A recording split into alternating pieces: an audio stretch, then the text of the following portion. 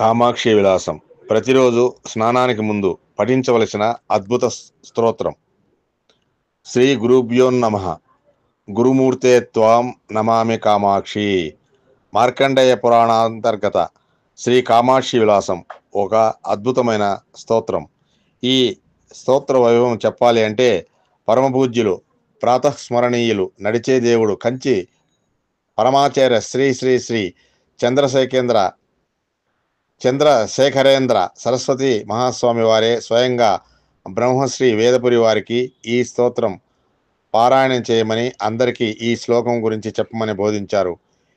ఈ స్తోత్రం ప్రతిరోజు స్నానం చేసే ముందు చదువుకుంటే కామాక్షి అనుగ్రహం తప్పకుండా లభిస్తుంది. అంతేకాదు, ఎవరైతే ప్రతిరోజు కంచి కామాక్షి అమ్మవారిని దర్శించుకోలేరో ఈ కామాక్షి విలాసం అనే స్తోత్రం పఠించడం వలన ప్రతిరోజు కామాక్షి దర్శన ఫలితాన్నే పొందుతారు అని పరమాచార్య స్వామి వారి వాక్కు.